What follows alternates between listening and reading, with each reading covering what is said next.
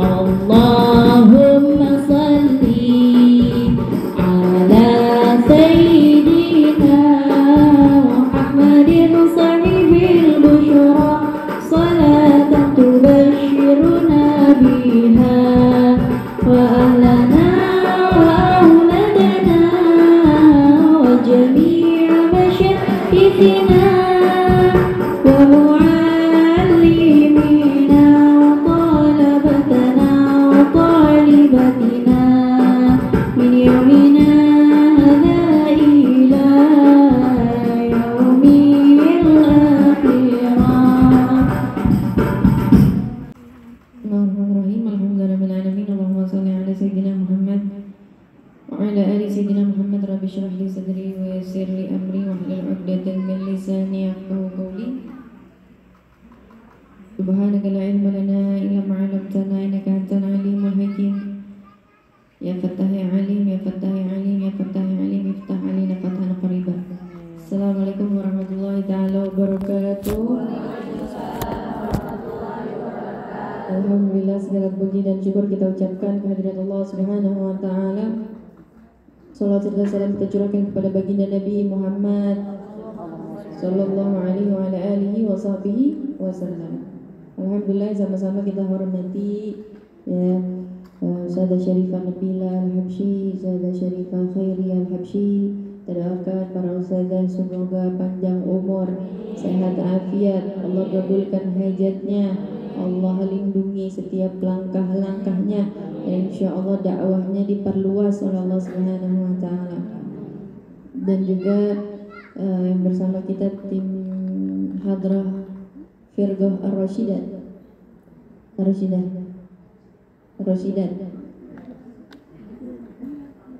Yang insya Allah makin sukses, makin maju, dan insya Allah syair-syair yang dibawakan itu adalah menjadi sarana untuk orang-orang mencintai syairnya Nabi Muhammad sallallahu alaihi wasallam. Sahibul bait yang kita hormati ada Umi Salma ya. Semoga Umi Salma sehat afiat, panjang umur. Terima kasih banyak sudah menyediakan kepada kita tempat. Insya Allah rumahnya jadi rumah yang berkah, rumah yang turun rahmat ya. Rumah yang membawa takdir-takdir baik dari Allah Subhanahu wa taala insyaallah. Dan juga semuanya yang hadir pagi hari ini, apa kabar? Semuanya sehat? Alhamdulillah sehat, afiat, kita masih diberikan nafas, masih diberikan oleh Allah Subhanahu wa taala kesempatan untuk belajar ya. Tadi udah belajar apa aja mau Ustazah Khairiyah tentang sholat. Seringkali kita merasa bahwasanya ilmu tentang sholat itu adalah ilmunya anak TK ya, sehingga kita merasa pelajaran anak saya, pelajaran anak TK. Kali-kali tidak, semuanya awal mayuhasabul insan yaumal qiyamah as-shalah. Orang pertama kali dihisab, dihitung sama Allah ketika dia meninggal dan dia dibangkitkan lagi, kemudian dia nungguin catatan amalnya dia. Dan berterbang kitab-kitab, ada kitab yang terbang, dia pengen banget ngambil dari tangan kanannya. Ya, dia pengen ngangkat tangan kanannya tapi kaku, nggak bisa. Maka yang terangkat adalah tangan kirinya, ngambil kitab catatan amal dia, bertanda bahwa dia adalah orang yang celaka. Nasallahu maaf ya. Jadi yang pengen ngangkat tangan kanannya, dia mau ngambil, nggak, saya mau ngambil dari tangan kanan. Malah kitabnya lari ke belakang punggungnya dia, bertanda bahwa dia adalah orang yang celaka. Allah Subhanahu wa taala, wahai malaikat, dipanggil fulan. Satu daripada kita dipanggil. Panggil fulan. Kita udah ketakutan. Buka catatannya dia, periksa sholat fardunya dia. Kata malaikat, ya Allah, ini sholat fardunya full, gak pernah dia tinggalkan dengan ilmunya. Perlu gak saya periksa yang lain? Puasanya, zakatnya, ya ibadah-ibadah yang lain. Kata Allah, kalau sholatnya udah benar, tutup aja bukunya, masukin dia ke surga bighairi hisab. Seringkali kita merasakan sholat ini adalah hal yang udah sering belajar sholat, belajar wudhu. Tidak dikatakan thalibul ilm, Ya, tidak dikatakan seorang itu thalibatul ilm, penuntut ilmu, sampai dia mendengar ilmu ke 1000 kali dia dengar, dia senangnya ke pertama kali dia dengar. Jadi kita nggak bisa namakan thalibatul ilm. Kalau kita ngelihat yang ngajar bahwa hadisnya innamal a'malu binniyat, saya mau udah bisa lanjutin itu. Gurunya baru innamal a'malu binniyat wa innamal likulli imri'in ma nawa, bahwan kana itu kita udah jawabin. Ya. Jadi kalau misalnya kita dengar ilmu, harus selalu kayak kita pertama kali dengerin ilmu. Alhamdulillah tadi kita udah belajar bab tentang sholat ilmunya bermanfaat, bisa dipakai buat ibadah kita, memperbaiki ibadah kita insyaallah ya. Jadi sarana kita buat bisa lebih baik dalam beribadah dalam sholat. Kemudian dalam kitab hadis ini kita akan membahas fadilah sholatul jamaah. Fi fadilati sholatil jamaah. Nabi Hurairah radhiyallahu anhu qala Awsani habibi Rasulullah. Kalau kita dengar nama Rasulullah, kita jawab apa? Al-bakhilu man dzukirtu indahu falam yusalli alaihi. Kata Nabi, orang yang pelit yang dengar nama saya dia enggak jawab Allahumma shalli wa sallim wa barik alaihi. Awsani habibi Rasulullah sallallahu alaihi wasallam faqala li ya Abu Hurairah salli ma'al jamaah walau kunta jalisan fa inna Allah ta'ala yu'tik bikulli salatin thawaba 25 fi ghairal jamaah. Ya, Nabi Muhammad SAW berkata kepada Abu Hurairah, ya Abu Hurairah, ya, sholli ma'al jamaah, sholatlah jamaah, sholatlah kamu dengan berjamaah, janganlah kamu sholat sendirian, sholatlah kamu dengan berjamaah.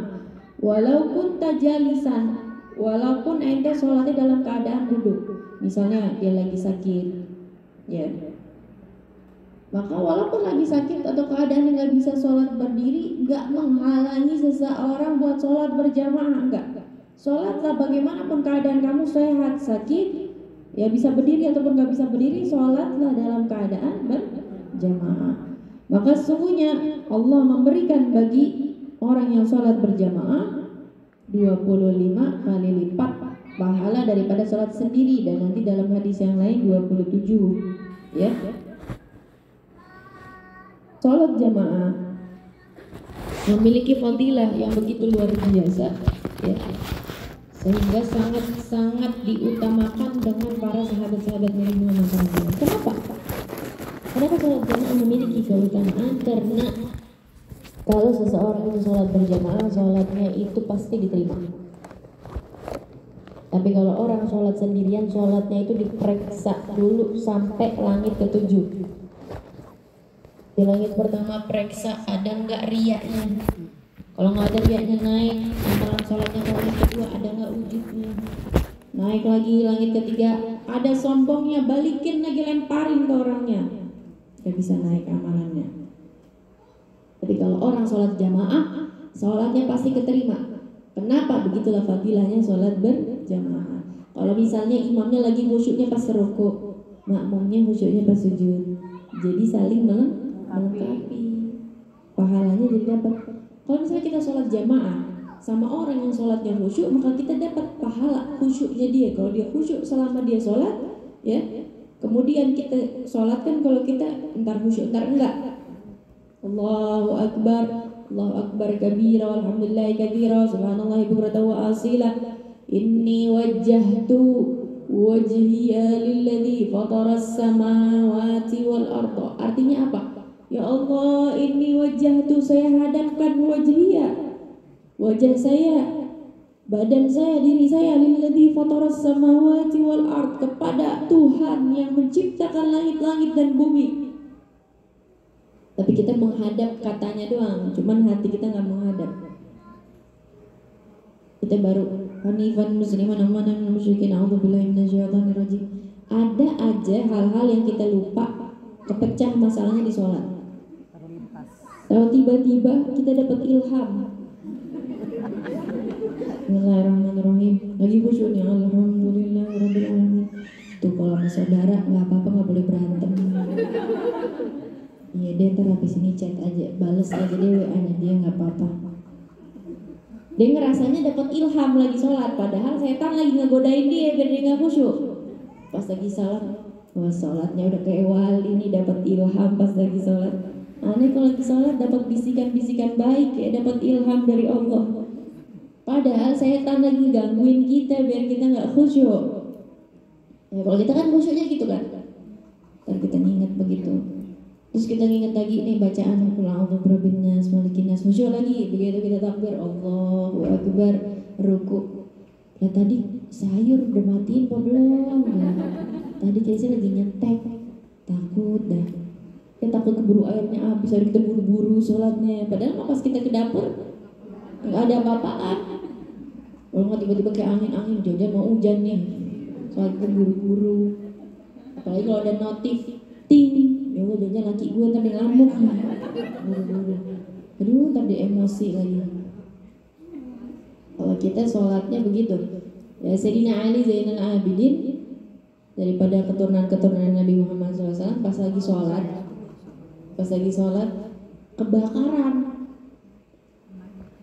tetangga-tetangganya kebakaran, nyampe lah tuh api udah deket rumahnya dia, ada orang teriakin dari luar, woi kebakaran, udah teriakin berkali-kali, woi bang kebakaran bang. Ya Allah, nih orang kagak denger dikata ya sholat begitu. Assalamualaikum warahmatullahi, gak berubah sholatnya, Assalamualaikum warahmatullahi. Hah? Ada apa nih? Tiba-tiba asap, orang udah teriak-teriakan, gimana sih? Tadi dia teriakin juga mau bunuh diri, kita udah bilangin ada api. Dijawab Mas Ali Zainal Abidin, api akhirat menyibukkan saya daripada api dunia. Ya, saya sibuk mikirin api akhirat, apa nggak keengahan sama api dunia? Karena api dunia nggak seberapa, hanya setitik dari panasnya api neraka. Sholatnya begitu, ya benar-benar khusyuk. Maka kalau kita sholatnya masih setengah-setengah, ambil orang buat sholat jamaah, siapa aja, ya siapa aja. Tapi jangan abang-abang Gojek, bang, mau nggak imamin saya? Saya butuh imam nih. Jangan begitu juga ya. Maksudnya siapa aja orang yang mahram kita, orangnya di rumah kita ajak buat sholat berjamaah karena kita udah tahu fadilahnya. Kemudian hadis selanjutnya, qala Nabi sallallahu alaihi wasallam, fadlu sholatil jama'ah ala sholatil rajuli wahdahu khamsun wa 20 darajah wa fadlu sholatil tatawwu' fil bait ala fi'liha fil masjid ka fadli sholatil jama'ah ala sholatil munfarid. Ya, wa qala sallallahu alaihi wasallam, sholatul jama'ah tafdulu sholatul fadli bi 27 darajah. Ya. Dari hadisnya Nabi Muhammad sallallahu alaihi wasallam, fadilahnya sholat berjamaah atau sholat orang yang sendirian lebih besar 25 kali lipat. Ya, dan fadilahnya sholat sunnah di rumah daripada di masjid seperti sholat jamaah atau sholat yang munfarid atau sholat yang sendiri. Kemudian dari hadisnya Nabi lagi, sholat jamaah menandingi daripada sholat yang sendirian 27 kali lipat. Sampai diceritakan ada orang ini gak pernah ninggalin sholat jamaah, hidupnya selalu jamaah. Satu kali ada tamu di waktu Isya, jadi repot dia nyiapin makan, nyuguhin tamu, ya melayani tamu. Tapi tamu juga kan hal yang mulia, bukan hal yang maksiat. Sampai dia nggak bisa jamaah, tamunya udah pulang, ya dia nggak bisa punya teman buat jamaah. Mungkin istrinya dia tidur atau gimana. Akhirnya dia sholatlah 27 kali dia sholat Isya. Karena dia mikir, dari kemarin saya dapat 27 terus, masa malam ini saya dapat 1. Jadi hati dia sedih, kayak pikiran, udah saya sholat aja 27 kali biar sama yang kemarin. Ya dia relain. Pas mimpi tidur, teman-temannya dia lagi naik kuda bagus cepet. Dia kudanya kurus, kecil, lambat. Dia panggil, Fulan. Kata teman-temannya, maaf ya kita nggak selevel, katanya gitu. Nah gimana nih, kuda saya kurus banget, susah. Iya, karena walaupun kau kerjakan 27 kali sholat, tidak akan mampu menandingi sholat jamaah yang sekali. Ya, segitu mulianya sholat berjamaah. Dan juga siapa orang yang sholat berjamaah bersama suaminya, maka akan menimbulkan cinta dan kasih sayang. Ya, bukan suami orang ya. Yang belum punya suami jangan nyengir. Siapa sholat jamaah sama suaminya akan menimbulkan rasa mahabbah. Ya, sholat jamaah suami, istri, anak-anaknya, menimbulkan rasa cinta dalam keluarga. Terus gimana kalau suami saya maunya ke masjid terus? Jadi suruh sholat 2 kali. Bang habis sholat di masjid sholat lagi ya bang sama kita gitu ya. Karena kalau misalnya ada banyak problem nih di rumah, coba ajak keluarga kita tuh sholat bareng, baca wirid bareng, itu menumbuhkan cinta antar sesama orang yang tinggal di rumah.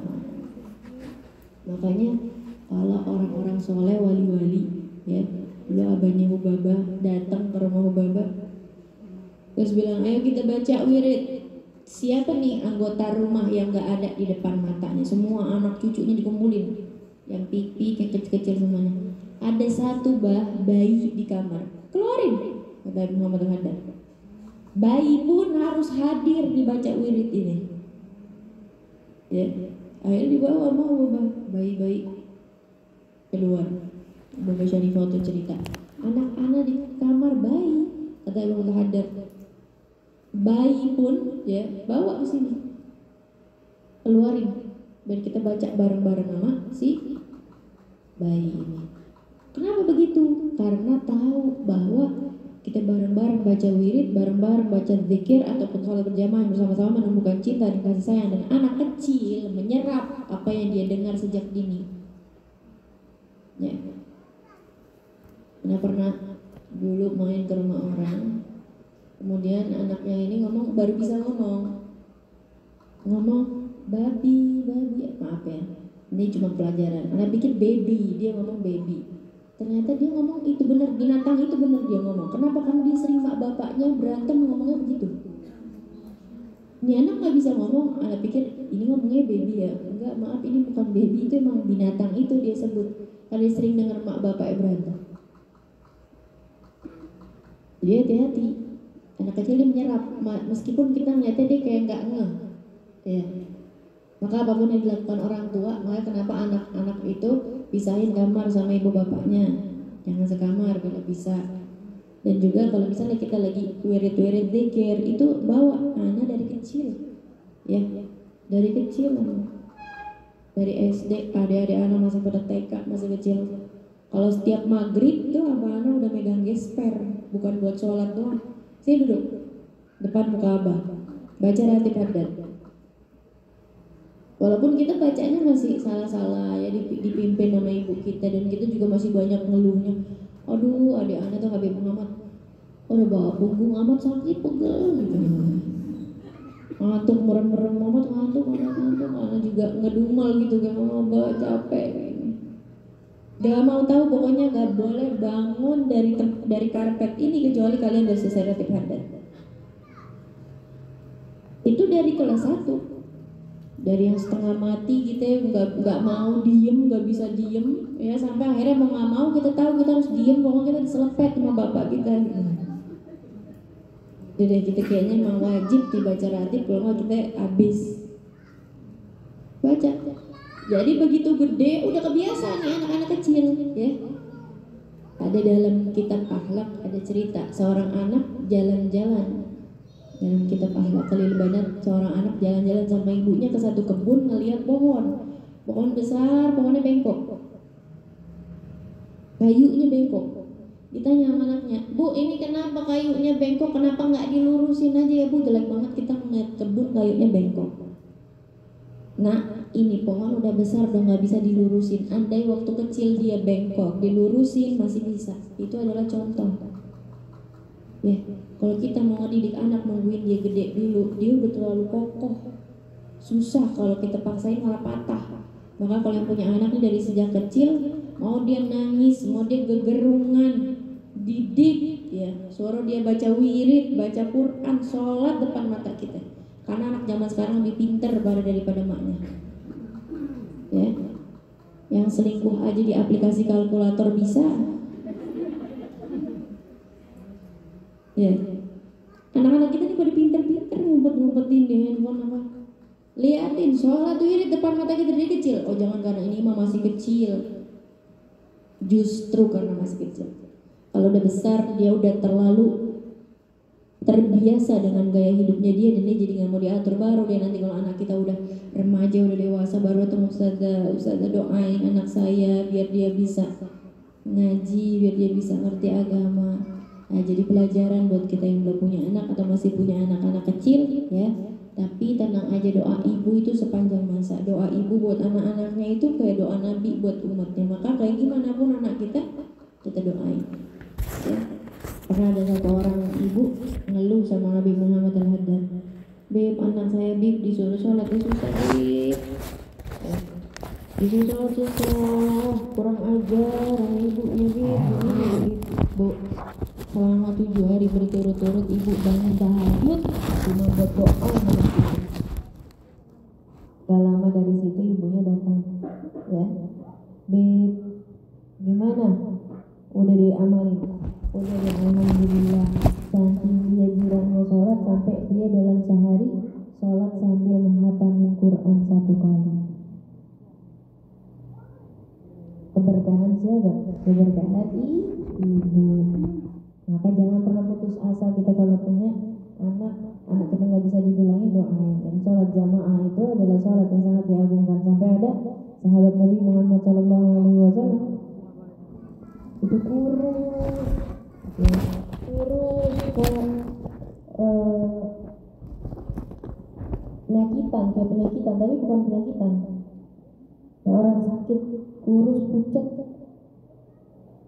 Beliau adalah orang yang selalu hadir dalam sholat jamaah di saf awal, selalu di saf awal. Kita kalau tahu kemuliaan sholat berjamaah itu ada nomor 1 di saf awal, saf yang paling depan. Karena dalam doanya Nabi Muhammad Al-Haddad selalu menyebutkan nadkhul ma'a Taha wa alihi sufufil awalat. Kita bukan cuma minta surga, tapi kita minta surga ma'a Taha bersama Nabi Muhammad wa ali dan keluarganya di sufufil awalat, di saf-saf depan. Nah, orang nggak bisa dapatin saf depan di akhirat kecuali dia di dunia juga di saf depan. Kalau ngaji dia di saf depan, kalau sholat dia di saf depan. Ini kalau majlis yang pojokan, yang belakang. Jadi kalau kita ngobrol kan gak keenahan sama ustazah. Ya kalau kita buka HP, kalau di depan ketahuan. Ya kelihatan apa yang dibuka, kan gak mungkin buka Shopee dari depan ustazah, pasti kelihatan. Gak apa-apa sih, tapi anak beliin. Anak beliin tuh gak tahu, tadi punya 2 ya. Yang satu ke pondok. Kalau di depan ketahuan, ngapain ya kan? Kalau di belakang gak ketahuan. Dia ngobrol, dia merem, gak ketahuan. Dia duduk di majlis belakangan aja, yang belakang terkaburnya duluan. Apalagi kalau mau nih, nggak apa-apa yang belakangan aja, mau kita bisa cabut duluan ya. Orang nggak bisa dapat soft awal di akhirat kalau misalnya di dunia dia di belakang mulu ya. Di dunia di belakang, akhirat kayak gimana dia di dunia.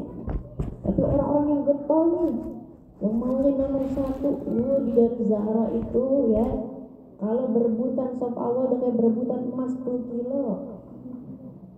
Anak ini udah pasang alarm buat bangun jam 2:30. Begitu anak ke kamar mandi, udah banyak orang antri di depan musola udah pakai pengema.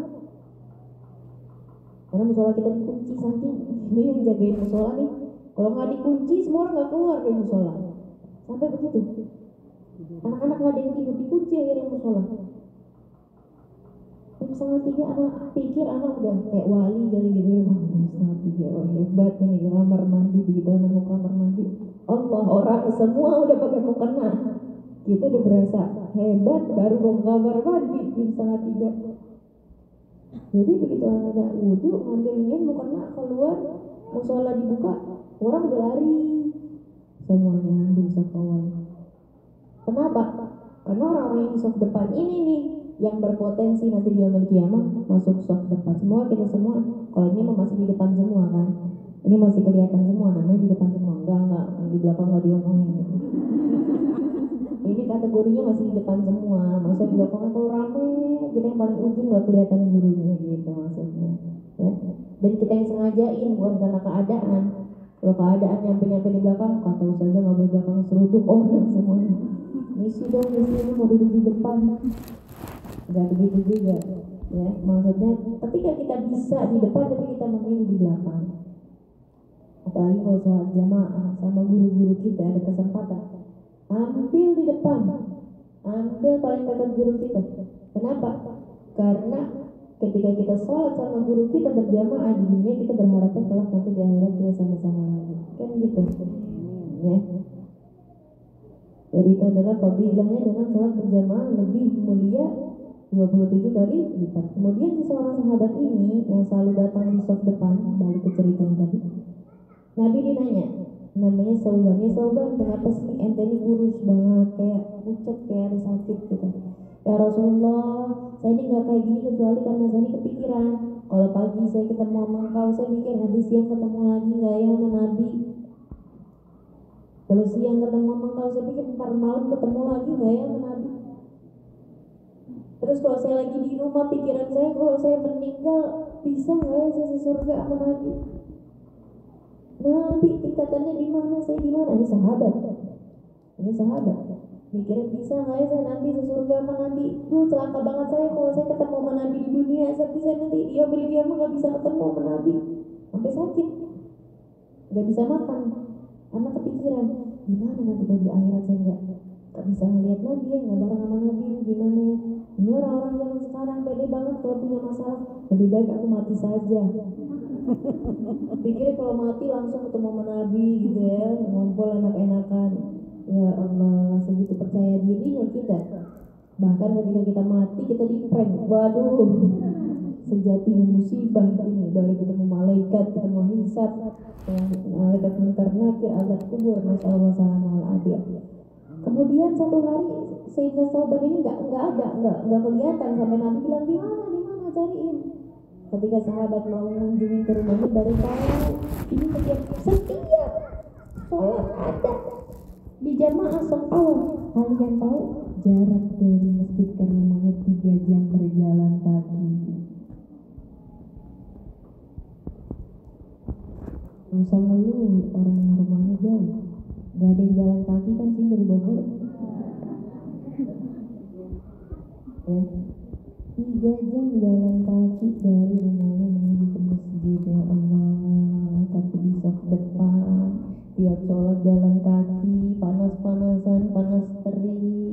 Yang dipikirnya cuma bisa nggak ya saya nanti ketemu lagi sama Nabi, bisa nggak ya saya ketemu sama Nabi, apakah saya berjumpa dengan Nabi di dunia, kemudian saya akan berpisah dengan dia di kiamat. Pernah nggak kita kepikiran begitu? Ya Allah, saya di dunia bisa mandang Babah Nur walaupun dari jauh, apakah nanti saya akan bisa memandang beliau di yaumil kiamat?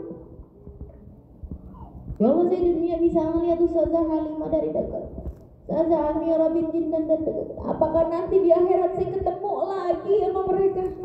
Apa jangan-jangan cuma di dunia doang? Karena pas di akhirat kebuka semua daripada aib-aib yang kita punya. Sehari aja gak ketemu guru kita kangen. Kita yang dipikirin sama Sayyidina Sauban.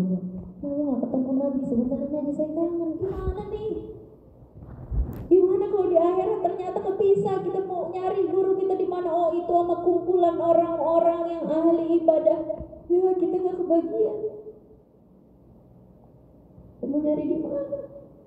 Di mana Babah? Di mana para ustazah itu di sebelah sana? Kamu bukan golongan daripada orang-orang tersebut, ya Allah. Aduh, serem banget.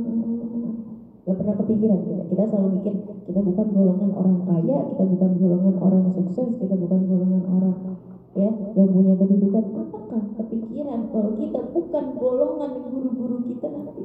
Apa nggak sedih kita kalau kita pikiran begitu? Sabtu Minggu kita jabanin buat hadir majelis, buat ketemu sama guru-guru kita. Majelis Ustazah Halimah itu datangin dari subuh-subuh. Terus kiranya ya, Babah Nur masih bisa kita tengok, Babah Dadahu bilang nanti kita ketemu lagi ya di yaumil kiamah. Iya kalau bisa, kalau nggak bisa gimana? Kalau ternyata ketahan sama fardumu yang kau tinggalkan, kalau ternyata kejegat sama malaikat karena banyaknya dosamu yang bertubi-tubi kau tutupkan. Pikiran nggak kita? Ya Allah, enak banget di majelis dunia begini bisa bareng-bareng sama orang baik. Tapi nanti di yaumul kiamah bisa. Maka semoga sebagaimana Allah kumpulkan kita di sini, Allah kumpulkan kita nanti di yaumul kiamah bareng-bareng. Di sini pasti banyak wanita solehah, pasti banyak orang baik, maka berkahnya dari yang baik, berkahnya dari orang soleh. Kita yang jelek-jelek, yang hatinya masih jelek, ya Allah, tolong selamatkan kita, bawa kita di akhirat bareng-bareng lagi, ketemu lagi, sama-sama lagi sama guru kita, sama Sayyidah Fatimah Zahra, sama Sayyidah Khadijatul Kubra, sama Sayyidah Aisyah Ridha, bersama dengan Nabi Muhammad, berkeluarga para sahabatnya, sama semua orang-orang yang kita cintai, anak-anak kita jangan sampai ketinggalan ya Allah, orang tua kita ya Allah, orang-orang yang kita cintai ya Allah. Kau telah mengumpulkan kami di dunia ini, maka kumpulkanlah kami lagi di akhirat dalam keadaan yang baik seperti ini ya Allah. Jika Allah kumpulin kita di dunia karena kehendak, kumpulkanlah kami nanti di yaumul kiamah karena kehendak-Mu dalam kebaikan ya Allah. Siapa yang datang di sini bawa dosa, ya Allah ampuni dosa-dosanya berkah majelis ilmu. Siapa datang ke sini bawa hajat gabul hajatnya berkah majelis ilmu. Siapa yang datang ke sini bawa sedih, duka, bawa kepedihan di hatinya, hilangkan kesesakan dadanya dengan berkah majelis ilmu. Siapa yang pengen jodoh, semoga dimudahkan jodohnya. Yang pengen dzurriyyat, dimudahkan dzurriyyatnya. Yang lagi berusaha mencari rezeki yang halal, diberikan rezeki yang halal, thayyiban, mubarakan. Ya Allah, cukupkan kami dengan yang halal sehingga kami tidak mencari dan berharap kepada yang haram. Ya Allah, berikan kami kebahagiaan yang halal sehingga kami tidak mengharapkan kebahagiaan yang haram. Semua yang datang di sini enggak keluar dari majelis ini, ya Allah ampuni dosa-dosa kita semuanya. Ya Engkau tutupi ya Allah, kalau kita lagi maksiat sendirian, gak ada yang tahu, ya, gak ada yang lihat, gak ada yang ngeh. Terus kalau kiranya pas kita lagi maksiat Allah cabut nyawa kita pas lagi kita maksiat, kiranya gimana? Dan alhamdulillah Allah kasih taufik dan hidayah untuk bertaubat. Allah panggil ke majelis-majelis ilmu. Ya Allah, terima kasih atas hidayah, rahmat-Mu dan ampunan-Mu ya Allah kepada kita hamba-hamba-Mu yang masih durhaka. Kita merasa banyak taatnya ya Allah, padahal banyak berkelahnya, banyak maksiatnya. Kita merasa letih, lelah dalam ketaatan, padahal tidak seberapa daripada orang-orang yang berjalan di jalan-Mu dan berkata bahwa kami tidak mungkin masuk ke dalam surga, padahal mereka adalah ahlu-ahlu taat. Dan siapa kita? Siapa kita orang-orang malas ini? Ya orang-orang lalai ini, orang-orang pecinta dunia ini, ya bisa pede-pedean ngerasa taat kita udah banyak, tapi insya Allah dengan berkahnya kita berduduk bersifat dengan sifatnya orang-orang khair. Allah selamatkan kita bersama dengan orang-orang khair. Allah masukkan kita ke surga bersama dengan orang-orang khair. Allah ampuni dosa-dosa kita. Allah jauhkan kita dari kemaksiatan, bala, musibah. Jauhkan kita dari orang-orang hasud, jauhkan kita dari orang-orang yang jahat. Ya Allah, semoga semuanya yang hadir di sini dibersihkan hatinya. Insya Allah dituangkan cahaya cinta daripada cintanya ilmu dan juga daripada cintanya Nabi Muhammad SAW. Kita doakan juga majelis ta'lim ini biar semakin berkah, semakin meluas, memberikan banyak manfaat. Juga untuk Ustazah Nabila Al-Habsyi dan untuk Umi Salma sebagai sahibatul bait, semoga diberikan keberkahan oleh Allah Subhanahu wa taala, dikabul segala hajat-hajat dunia dan akhiratnya, dan semua yang hadir, semua yang bawa hajat Allah ijabah, Allah kasih sehat, afiat, panjang umur, ya insyaallah bisa menghadiri semua nanti maulid-maulid Nabi Muhammad SAW dan mendapatkan keberkahan, berkah usia, berkah waktu. Insyaallah Allah berikan semuanya buat kita. Ala hadhihi wa likulliyatin salihah wa hadratin Nabi bisiril al-Fatihah.